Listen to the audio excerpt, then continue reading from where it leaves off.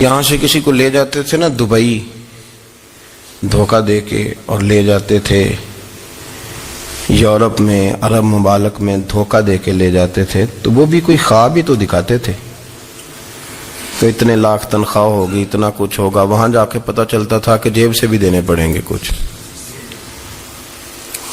بہت سارے لوگ ایسے ہوتے ہیں، وہ سارے خوبصورتی کے نام پر ہی دھوکہ دیتے ہیں۔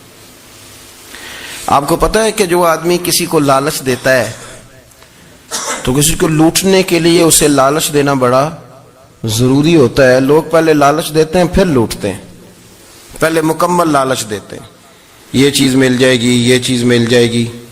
لوگ مکمل لالچ دیتے ہیں، اس کے بعد پھر لوٹتے ہیں۔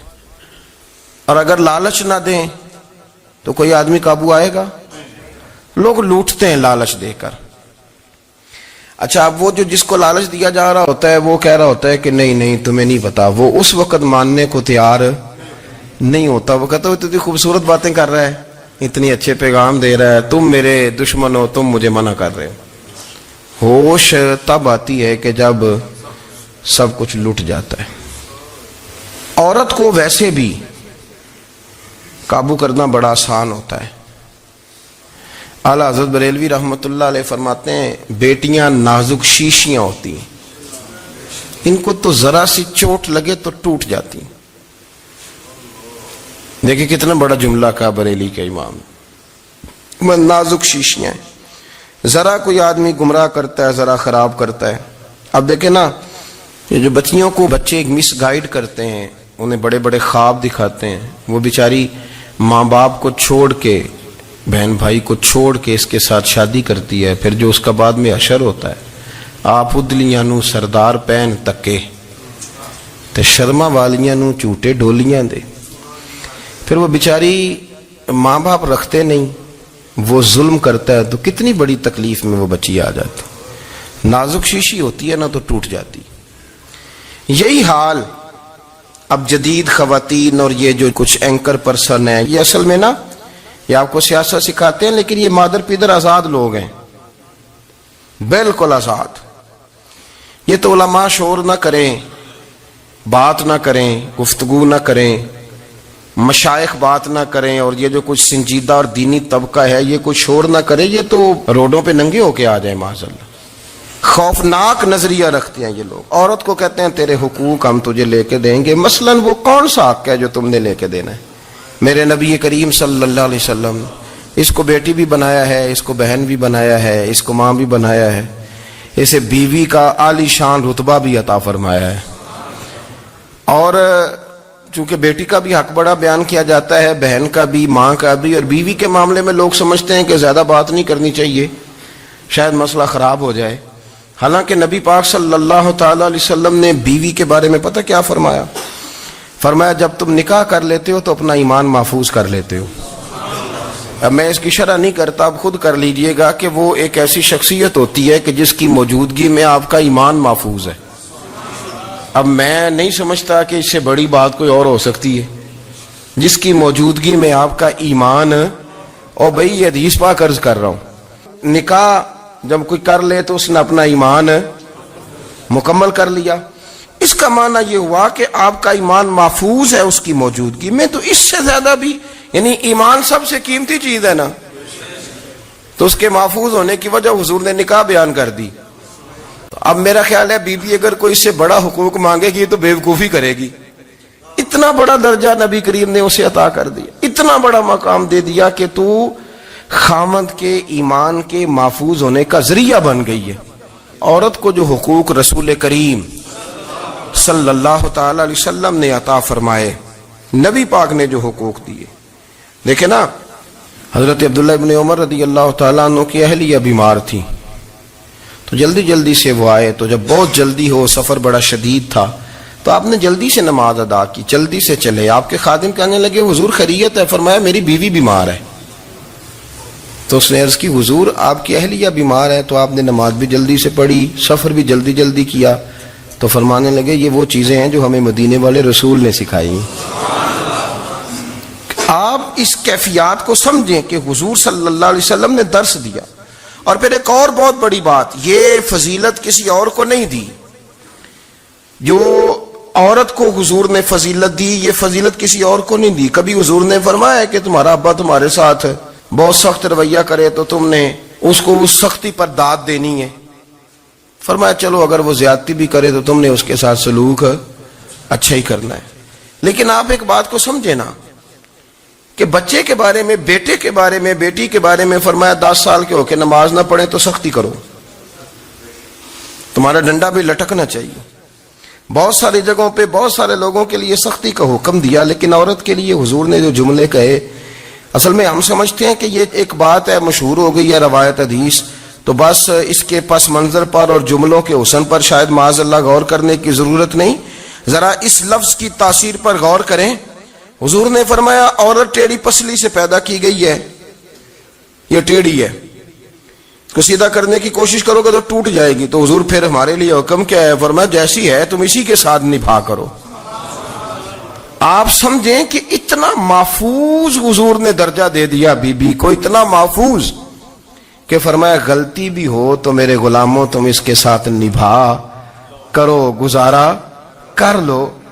کو کیا اور حق چاہیے عورت کو جس کو اس کی غلطیوں سمیت نبی پاک نے قبول کرنے کا حکم دے دی کہ اس کی کمزوریوں سمیت قبول کر لو. اب اس کو اور کیا کوئی کمزوریوں سمیت قبول کرتا ہے؟ کبھی آپ دکان پہ بیٹھے ہو تو آپ کہیں بھی اس میں یہ بھی غلطی، میرے مال میں یہ بھی کمزوری ہے، یہ بھی کمزوری ہے، یہ بھی کمزوری ہے، تو کر لے قبول. کرتا ہے کوئی؟ کوئی شخص ایسا ہو جو کسی چیز کی کمزوریاں بیان کر کے کہ اسے قبول کرو؟ پر رسول کریم صلی اللہ تعالی علیہ وسلم نے نا ہمیں سبق دیا، حضور نے ہمیں درس دیا، نبی پاک نے ہمیں پیغام دیا. فرمایا یہ ٹیڑھی ہے، سیدھی کرنے کی کوشش کرو گے تو بیچاری ٹوٹ جائے گی، تو اس کے ساتھ نبھا کر جاؤ. آپ میری بات کو سمجھیے گا. چلیں میں اس پر ایک اور بخاری مسلم کی حدیث پڑھتا ہوں. حضرت سلمان فارسی رضی اللہ تعالیٰ عنہ اور حضرت ابو درداء کے درمیان بھائی چارہ تھا. مکے سے مدینے جب لوگ آئے تو حضور نے بھائی بھائی بنایا تھا. ان کے درمیان بھائی چارہ تھا تو ابھی پردے کی آیات نازل نہیں ہوئی تھی تو لوگ ایک دوسرے کی طرف جاتے تھے. حضرت سلمان فارسی رضی اللہ تعالیٰ عنہ حضرت ابو درداء رضی اللہ تعالیٰ عنہ کے گھر میں تشریف لے گئے تو دیکھا کہ ان کی بیوی بڑی غمگین بیٹھی ہیں. تو ہم نے فرمایا بہن کیا ہوا؟ تو کہنے لگی تمہارے بھائی کو دلچسپی کوئی نہیں رہی، ہر روز روزہ رکھ لیتا ہے اور ساری رات نفل پڑھتا ہے. حضرت سلمان فارسی کہنے لگے ٹھیک ہے کر لیتے ہیں بندوبست. نماز دین ہے کہ نہیں؟ دین ہے نا یہ چیزیں. لیکن حضرت سلمان فارسی جناب ابو درداء سے کہنے لگے آج میں نے تیرے گھر میں رہنا رات کو، کیونکہ وہ تو ساری رات نماز پڑھتے تھے، نفل پڑھتے تھے. انہوں نے کہا ٹھیک ہے. ایک بستر لا کے بچھا دیا حضرت سلمان فارسی کے لیے. سلمان فارسی فرمانے لگے دوسرا بھی لا. کہا وہ کیا کرنا ہے؟ فرمانے لگے تو نے بھی سونا ہے، میں نے بھی سونا ہے، تو نے بھی سونا ہے. عشاء پڑھیں گے اور پھر دونوں سوئیں گے. کہا میں نے تو نماز پڑھنی ہے. فرمایا تہجد کے وقت اٹھ کے پڑھیں گے، اللہ کے رسول بھی رات آخری حصے میں جا کے نماز پڑھتے ہیں.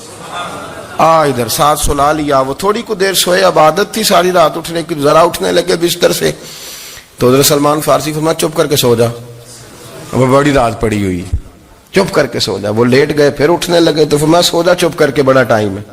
سحری کے وقت اٹھے، نفل پڑھے. ان کا ارادہ تھا روزہ رکھنے کا تو فرمانے لگے کل رکھا تھا نا نفلی روزہ، جی رکھا تھا، پرسوں بھی رکھا تھا، ترسوں بھی رکھا تھا.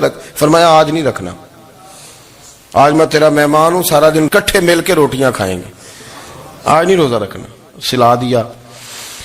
اب حضرت ابو درداء رضی اللہ تعالیٰ عنہ کہہ تو کچھ نہ سکے، پر کہنے لگے سلمان تم پتہ تم کیا کر رہے ہو؟ نہ تم نے مجھے رات اٹھ کے زیادہ نفل پڑھنے دیے، سویرے روزہ نہیں رکھنے دیا. تو حضرت سلمان فارسی کہنے لگے کوئی لمبی بات تو نہیں نا، چلتے ہیں نا ابھی فجر میں مسجد نبی میں تو نبی پاک کو بتاتے ہیں.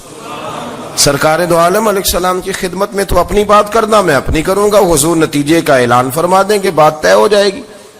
حاضر خدمت ہوئے، عرض کی یا رسول اللہ صلی اللہ تعالی علیہ وسلم یہ ساری رات نفل پڑھتے ہیں، ہر روز روزہ رکھتے ہیں، ان کی اہلیہ غمگین بیٹھی ہیں، حکم فرمائیں. تو نبی پاک صلی اللہ علیہ وسلم نے فرمایا پھر ہوا کیا؟ یا رسول اللہ میں نے رات سلایا ہے، سحری میں اٹھایا ہے، سویرے روزہ نہیں رکھنے دیا. نبی پاک نے فرمایا سلمان فارسی نے ٹھیک کیا، سلمان فارسی نے ٹھیک کیا. پھر حضور نے فرمایا، نبی کریم نے فرمایا ابو درداء تیرے اوپر اگر اللہ کا حق ہے، اس کے رسول کا حق ہے، دین کا حق ہے، تو فرمایا تیری آنکھ کا بھی تیرے اوپر حق ہے، تیرے وجود کا بھی تیرے اوپر حق ہے. یہ حضور نے فرمایا تیرے بچوں کا بھی تیرے اوپر حق ہے, تیری بیوی کا بھی تیرے اوپر حق. اس حق کو بھی سمجھے. حقوق اللہ بھی ہیں, پر تیری آنکھ کا بھی تیرے اوپر.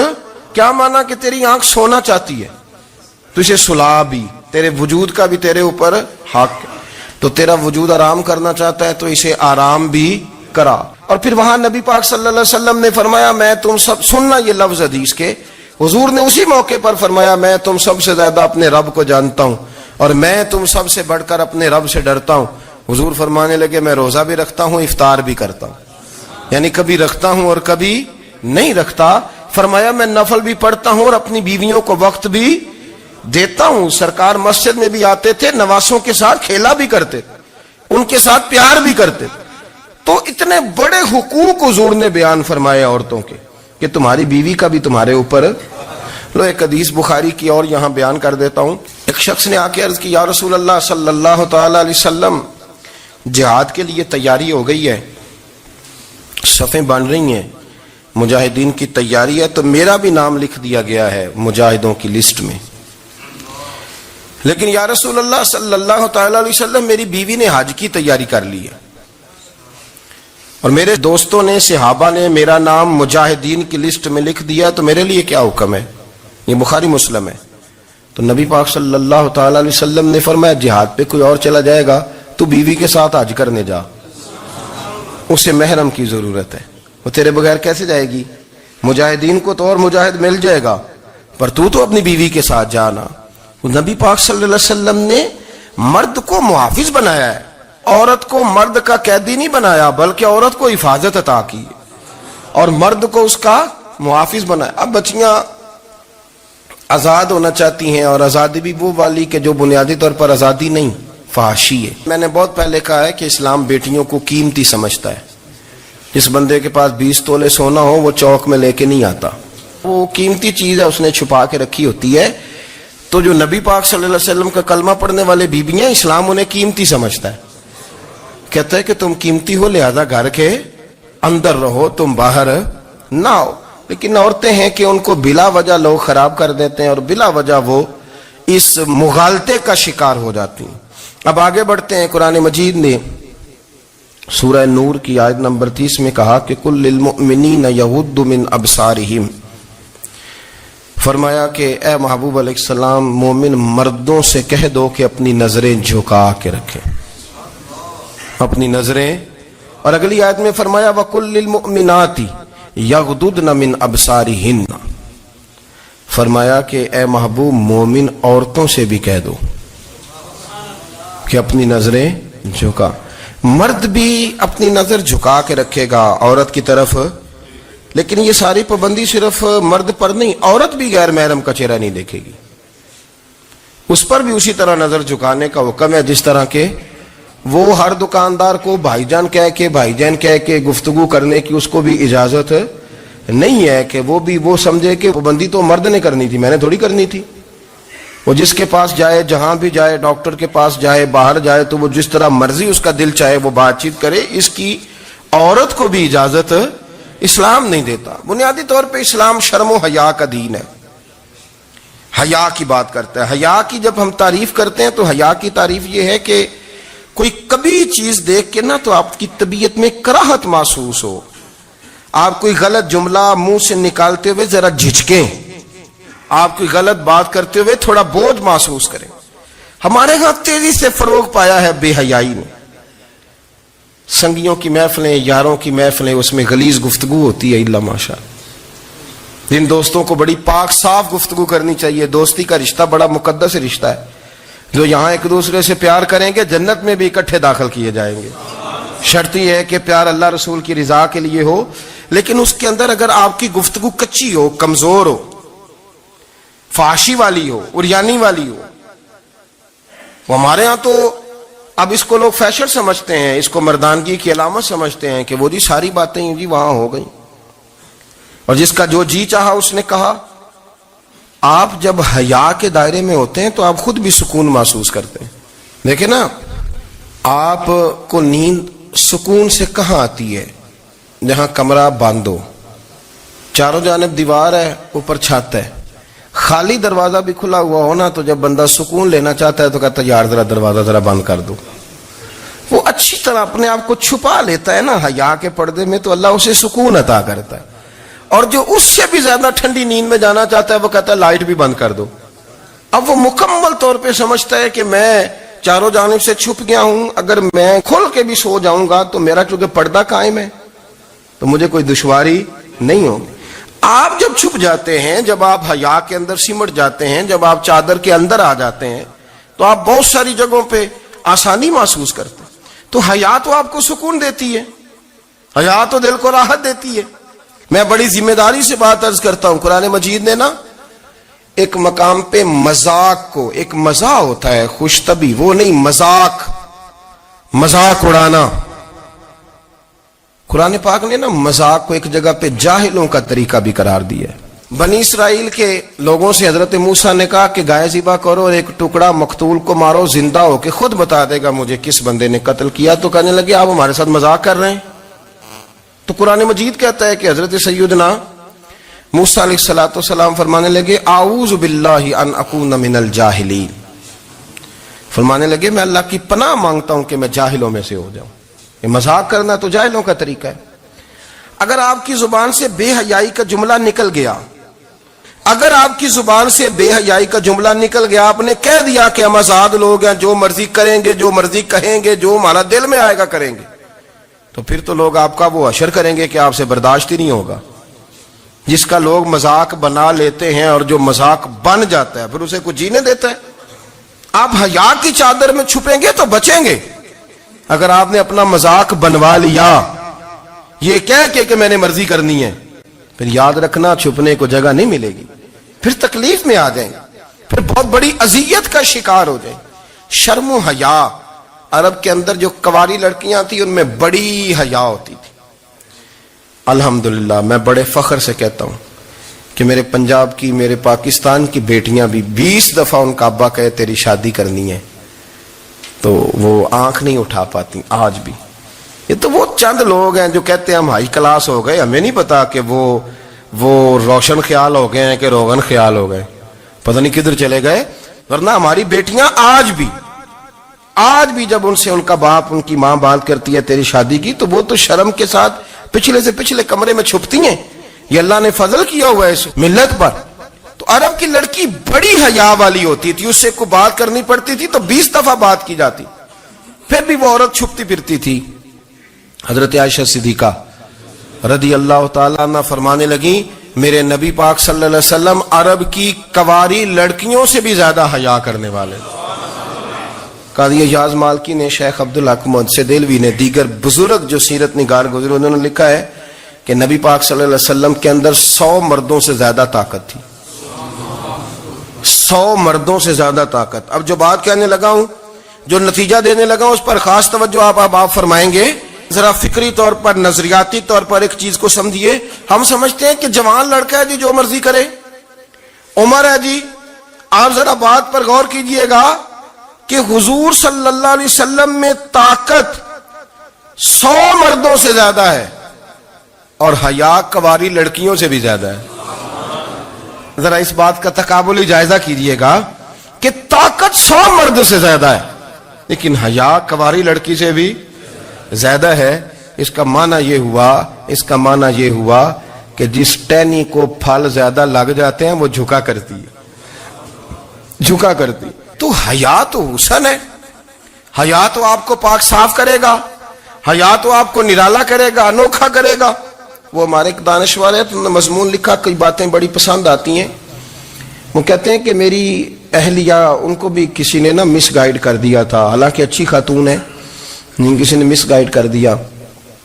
تو وہ بھی سماجی اور ویلفیئر اور یہ خواتین کو شوق ہوتا نا بننے کا, تو وہ بھی سماج کے اندر اچھا مقام تلاش کرنے کے موڈ میں آ گئی. تو کئی ایک دن جانا تھا تو بڑی بن سنور کے میرے ساتھ وہ گاڑی میں بیٹھ گئی. تو میں گاڑی میں, عورتوں کو یہ بھی مسئلہ ہوتا ہے نا کہ ہماری تعریف کرو, تو کئی دفعہ بعد مردوں بیچاروں کو جھوٹ بولنا پڑتا ہے, تو زبردستی کراتی ہیں نا جی. تو اس میں گنجائش بھی دی ہے شریعت نے گنجائش دی ہے کہ کبھی بیوی کو راضی کرنے کے لیے خلاف واقعہ بات کرنی پڑے تو کر لینی چاہیے. تو وہ کراتی بھی ہیں. 3 موقع پر خلاف واقعہ بات کرنے کی اجازت ہے. واقعے کے خلاف بھی آپ بات کر سکتے ہیں. جنگ کے موقع پر دو لوگوں کو صلح کرانے کے لیے اور بیوی کو راضی کرنے کے لیے کر لیں کوئی ایسی بات, بے شک اپنی طبیعت پہ جبر کر کے کر لے, گنجائش ہے, اجازت ہے. تو وہ کہتے ہیں جب وہ گاڑی میں میرے ساتھ بیٹھی بن سور کے, تو وہ تقاضا کرنے لگی کہ میں نے مطلب بڑے اچھے کپڑے پہنے ہیں پر آپ نے توجہ نہیں کرائی. وہ سیانا بندہ تھا, وہ چاہ رہا تھا کہ میری خاتون سمجھ جائے. وہ کہتے ہیں مجھے پتا تھا کہ بیچاری مس گائیڈ ہو گئی ہے, دل کی بڑی اچھی ہے, سیانی ہے, لیکن اس کو نا کچھ خواتین نے, کچھ لوگوں نے مل کے اس کو ذہن غلط کر دیا ہے کہ سماج میں نکلو, باہر جاؤ, کام کرو, فلاں کرو, اپنی مرضی سے جیو. تو میرے ساتھ گاڑی میں بیٹھی کہیں جانے کے لیے, تو مجھ سے کہنے لگی کہ آپ نے میری طرف توجہ ہی نہیں کی, آپ نے کوئی ذکر ہی نہیں کیا کہ میں کیسی لگ رہی ہوں. تو وہ کہتے ہیں میں نے اسے کہا کہ اگر تو ناراض نہ ہو تو پھر میں صحیح والی تعریف کر دوں.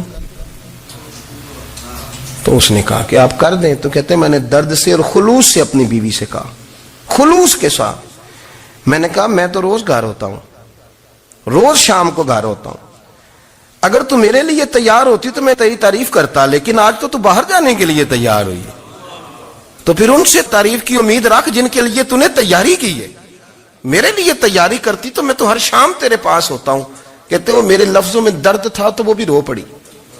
کہنے لگی آپ گاڑی روک دیں, مجھے باہر جا کے کسی کو راضی نہیں کرنا, میں نے اسے راضی کرنا ہے جس کو رب کریم نے میرا شوہر بنایا اور میرے لیے منتخب کیا ہے, میرے ماں باپ کو. میں واپس لوٹتی ہوں. یہ ایک پہلو ہے سلگتا ہوا, اس کو سمجھا جائے. رسول کریم صلی اللہ علیہ وسلم عرب کی کواری لڑکیوں سے زیادہ حیا والے تھے, کواری لڑکیوں سے زیادہ حضور حیا فرمایا کرتے تھے. جب خانہ کعبہ کی مکہ شریف میں تعمیر ہو رہی تھی نا, اہل عرب اس کو تعمیر کر رہے تھے, تو نبی پاک صلی اللہ علیہ وسلم اپنے چچا حضرت عباس کے ساتھ خانہ کعبہ کی تعریف میں مصروف تھے. تو عرب کے لوگ چونکہ لمبا کرتا پہنتے تھے پیروں تک, تو نیچے اگر کسی وقت کوئی چیز نہیں بھی ہوتی تھی تو کسی کو وہ نظر نہیں آتی تھی, چونکہ پردہ رہتا تھا, لمبا کرتا پہنا ہوا ہوتا تھا. تو جب بچے, سرکار کی عمر مبارک بھی ابھی تھوڑی تھی, تو اس طرح بچے جب نکلتے تو وہ کئی دفعہ اپنی تہمت اتار دیتے نیچے سے, اور کوئی مزدوری کرنے لگتے تو 3-4 طے کر کے نا تہمت کی کندھے پہ رکھ لیتے, جس طرح کبھی دیہاتوں میں لوگ کپڑا سر پہ رکھتے تھے کہ اوپر اگر کوئی وزنی چیز رکھیں گے تو وہ تکلیف نہیں دے گی. نبی پاک صلی اللہ علیہ وسلم بھی سب لوگوں کے ساتھ خانہ کعبہ کی تعمیر میں شامل تھے. تو حضرت عباس رضی اللہ تعالیٰ عنہ نے کہا حضور سے, ابھی اللہ نے نبوت بھی نہیں فرمایا تھا, بھتیجے آپ بھی تہمت اتاریے, یہ صحیح مسلم میں حدیث موجود, اور اس کو کندھے پہ رکھ لیجیے, آپ اینٹیں اٹھا کے لا رہے ہیں تو ذرا آپ کو تکلیف نہیں ہوگی. تو سرکار دو عالم صلی اللہ علیہ وسلم سے یہ بات کہی, اور پھر جلدی سے حضور کی تہمت کو نکال کے نا, حالانکہ لمبا کرتا پہنا ہوا ہے, تو وہ جیسے ہی ان کے کندھے پہ رکھا اینٹیں رکھنے کے لیے, تو سرکار تو زمین پہ گر گئے, بے ہوش ہو گئے, آنکھیں آسمان کی طرف, اور پھر حضور پکار رہے ہیں آزاری آزاری آزاری, میرا تہمت دے دو, میرا تہمت دے دو. کبھی کوئی شخص اس وجہ سے بھی بے ہوش ہوا ہے کہ میرے وجود سے کپڑا اتر گیا ہے, حالانکہ سرکار پر وہ بے ہوشی بھی نبی پاک کا وہ جو غلبہ ہے نا شرم و حیا کا, اس کی وجہ سے ہوئی. ورنہ تو حضور فرماتے ہیں کہ میری آنکھیں سو جاتی ہیں, دل تو میرا اس عالم میں بھی جاگتا رہتا ہے. تو سرکار زمین پہ تشریف لے آئے, آنکھیں میرا تہمت دے دو, میرا تہمت دے دو. تو جلدی سے انہوں نے تہمت دیا تو حضور نے باندھ لیا. پھر طبیعت مبارک میں تسلی ہوئی, یعنی ہم اس رسول کے غلام ہیں کہ جن کے تو وجود سے کپڑا اتر جائے تو حضور برداشت نہیں کرتے, قبول نہیں فرماتے, تکلیف شروع ہو جاتی. لیکن یہاں نوجوان ہیں اور بڑا قد کاٹ ہے اور بڑے بڑے سمجھدار لوگ ہیں, گرمی آتی ہیں تو شارٹ کپڑے پہن کے گھومتے ہیں. ان کو خیال نہیں کہ یہ وہ والا لباس ہے جو باہر تو کیا گھر میں اماں کے سامنے نہیں پہننا چاہیے, بہنوں اور بیٹیوں کے سامنے نہیں پہننا چاہیے. آپ کی گفتگو میں شرم و حیا ہو, آپ کے لب و لہجے کے اندر حسن ہو.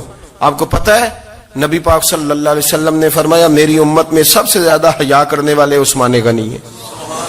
عثمان غنی سب سے زیادہ حیا کرنے والے. آپ فرمایا کرتے تھے جب سے حضور کا چہرہ دیکھا ہے میں نے کبھی اپنی شرمگاہ بھی نہیں دیکھی, میں نے آنکھوں کا وضو نہیں توڑا, اور جب سے حضور کے دست مبارک میں نے بیعت کے لیے سیدھا ہاتھ بڑھایا تو پھر سیدھا ہاتھ میں نے کبھی گندگی کو نہیں لگایا. حیا تھی. آپ باتھ روم کے اندر بھی غسل فرماتے تھے تو کپڑوں سمیت کرتے تھے. کسی نے کہا حضرت جی واش روم کے اندر کیوں نہیں کپڑے اتارتے؟ آپ فرمانے لگے باہر بندوں سے حیا کرتا ہوں، اندر جاتا ہوں تو رب سے حیا آنی شروع ہو جاتی، وہ تو دیکھ رہا ہے نا. تو میں جو بات آپ کی خدمت میں عرض کرنا چاہتا ہوں اس کو آپ سمجھیے گا میرے عزیز، کہ شرم والا مزاج، گفتگو بھی شرم والی، آنکھیں بھی شرم والی، لباس بھی شرم والا، دوستی یاری بھی شرم والی، بہت ساری ایسی باتیں. دیکھیں نا آپ ذرا، میں نے کہا کہ باتوں کو سن کے گزر نہ جایا کریں، اس کی گہرائی پر غور کریں. حضور علم کا سمندر ہے، سرکار سے زیادہ علم دنیا میں کسی کے پاس موجود نہیں ہے، اور صحابہ کو موقع ملا ہوا ہے اس سمندر سے فیض لینے کا. لیکن ان کی حالت یہ ہے کہ حضرت علی المرتضیٰ فرماتے ہیں 14 دن گزر جاتے. حضور سے کوئی سوال پوچھنا ہوتا تھا پر میں شرم کے مارے نہیں پوچھ پاتا تھا. 14 دن بخاری شریف میں موجود ہے. ایک دن نبی پاک صلی اللہ علیہ وسلم نے پوچھا صحابہ سے کہ وہ کون سا درخت ہے جس کے پتے نہیں گرتے؟ اور وہ درخت اس طرح ہے جس طرح مومن ہوتا ہے. وہ درخت میرے مومن کی طرح بتاؤ. حضرت عبداللہ ابن عمر فرماتے مجھے پتا تھا کہ وہ کھجور کا درخت ہے، لیکن چونکہ ابو بکر صدیق بھی بیٹھے ہیں، عمر فاروق بھی بیٹھے ہیں، مولا علی بھی بیٹھے ہیں، عثمان غنی بھی بیٹھے ہیں، اتنے جید لوگ بیٹھے ہیں، تو مجھے حیا آتی تھی کہ میں کیوں جواب دوں. کہتے سرکار نے کئی دفعہ پوچھا، لوگوں نے کئی اور درخت بتائے، پر فرمایا تمہارا جواب درست نہیں ہے. آپ حیا کے اس پہلو پر غور کریں کہ سوال کا جواب آتا ہے. سوال کا جواب، یعنی مجھے سوال کا جواب آتا ہو پھر میں دوں نہ، مجھے بدعزمی نہ ہو جائے گی. یہ کیسے ممکن ہے کہ میری رات گزر جائے، مجھے پتا بھی تھا اور میں نے بتایا نہیں. بہت سارے لوگ آ کے بہت ساری باتیں بتاتے ہیں، بہت ساری باتیں وہ سمجھاتے ہیں، تو ہم غور سے ان کا چہرہ دیکھنے لگ جاتے ہیں، کہتے ہیں یار اس کا تو دعویٰ تھا کہ میں سمجھنے آتا ہوں، تو یہ تو ہمیں سمجھا رہا ہے، چلو الحمدللہ ہم سمجھنے کو تیار ہے. لیکن میرے عزیز پتہ بھی ہے جواب کا، علم بھی ہے، لیکن فرماتے ہیں میری حیا نے مجھے اجازت نہ دی کہ میں جواب دوں. آپ فرماتے ہیں پھر حضور سے صحابہ نے عرض کی کہ یا رسول اللہ آپ ہی بتا دیں وہ درخت کون سا ہے. تو حضور نے فرمایا بھئی وہ کھجور کا درخت ہے. تو آپ فرماتے ہیں میں دل میں کہہ رہا تھا کہ الحمدللہ میرا جواب درست ہے، حالانکہ میں نے جواب دیا ہی نہیں. تو لفظوں میں حیا، جملوں میں حیا، آنکھوں میں حیا، اٹھنے میں حیا، بیٹھنے میں حیا، چلنے میں حیا ایک خوبصورت حسن ہے. اور نبی پاک صلی اللہ علیہ وسلم نے فرمایا جب تو بے حیا ہو جائے نا پھر تو آزاد ہے، پھر تو جو مرضی کا، پھر تو جو. اس لیے بزرگ جب کسی کو بے حیا کہتے تھے نا، اللہ اکبر، اور جب کسی کو کہتے تھے نا یہ بے حیا ہے تو لوگ سمجھتے تھے کہ کوئی ہلکی سی بات کر دی، لیکن ان کا معنی یہ ہوتا تھا کہ بس بھائی اب اس کے ساتھ کوئی کلام کرنے کی ضرورت، اس کو اب اصلاح کی ضرورت نہیں، یہ بے حیا ہے. کیا معنی؟ کہ اب یہ جو اس کے دل میں آئے گا وہ کرے گا، جو اس کی طبیعت چاہے گی وہ کرے گا، اب یہ کسی پہلو بھی قابو آنے کو تیار، بے حیا ہو گیا. بے حیائی بہت بڑا عیب ہے. اور جو لوگ کہتے ہیں کہ ہمیں بالکل آزادی ہونی چاہیے، ہمارا اپنا جسم ہے تو ہماری اپنی مرضی چلے گی. ایک وزیر صاحب ہیں، پتہ نہیں میں ان کو جانتا تو نہیں، انہوں نے سینٹ میں تقریر کی ہے، میں نے ان کی بات سنی ہے. اس نے کہا نہیں بھائی جسم رب کا ہے تو مرضی بھی تو رب کریم کی چلے گی، اور مرضی بھی اللہ کی. یہ مجھے تھوڑا سا مسئلہ ہے جسم پر، کبھی کبھی مجھے کثرت سفر سے الرجی ہو جاتی ہے. میرے ساتھ لوگ نا دل سے پیار کرتے ہیں، شاید ہی کوئی اچھا ڈاکٹر ہو جس تک میرے سنگی مجھے لے کے نہ گئے ہوں، پر جسم اللہ کا ہے نا، مرضی بھی جب وہ چاہے گا صحت دے گا. کیوں کچے کاموں میں لوگ پڑ گئے، کیوں غلط لوگ سوچ میں پڑ جاتے ہیں؟ یہ اسی کا ہے. اور جب وہ چاہے گا، آپ اس بات کو اچھے طریقے سے سمجھ لیں کہ جو اپنی مرضی چوکوں چوراہوں میں کر رہے ہوتے ہیں نا، جو مرضی گاندمند، وہ جانور ہوتے ہیں، وہ جانور ہوتے ہیں جو نہ چونک دیکھتے ہیں نہ گلی دیکھتے ہیں، نہ انہیں پتہ ہوتا ہے کہ جگہ کون سی ہے. وہ انسان، میں نے کہہ دیا جو میں نے کہنا تھا، میں نے کہہ دیا، وہ جانور ہوتے ہیں. اور جو کچھ انسان ہوتے ہیں نا، ان کے اندر کچھ نہ کچھ پھر شرم حیا بھی ہوتی ہے. وہ چوکوں چوراہوں میں وہ حرکتیں اور وہ کام نہیں کرتے جو جانور کرتے ہیں. ان کے لیے بڑے پردے ہوتے ہیں، ان کے لیے بڑی باتیں ہوتی ہے، ان کے لیے بڑا کچھ ہوتا ہے. جو بالکل آزاد ہو جائے، کوئی پتہ نہ ہو کس وقت کیا کہنا ہے کیا کرنا ہے، تو پھر وہ دائرہ انسانیت سے خارج ہو جاتا ہے. ہم آپ کو کیا دعوت دیں؟ آپ تو وہ باتیں کر رہے ہیں جو اسلام کا انسانیت کے حق میں بھی ٹھیک نہیں. آپ تو وہ والی باتیں کر رہے ہیں جن کا انسانیت بھی تقاضا نہیں کرتی کہ یہ باتیں ہونی چاہیے. لیکن ایک بات، میں تو جذباتی نہیں ہوتا، میں بڑے غور سے چیزوں کو دیکھتا ہوں، سنتا ہوں. اور نہ میں ان موسمی مینڈکوں کی، وہ مجھے عاتق صاحب کہنے لگے جی بڑے بڑے مولوی ایک بندے کے ساتھ بیٹھے ہوئے ہوتے تھے اور وہ روزے میں بڑے بڑے درس دیتا تھا تو وہ بھی فلانی فلانی حرکتیں کر رہا ہے. تو میں نے کہا ہم نے تو پرانا کہا تھا کہ موسمی مینڈک ہے، تو پرانے کہہ رہے ہیں کہ اداکار ہے، تو وہ جہاں کاسٹ کریں گے وہاں وہ اداکاری کرے گا. آپ کسی مذہبی جگہ کر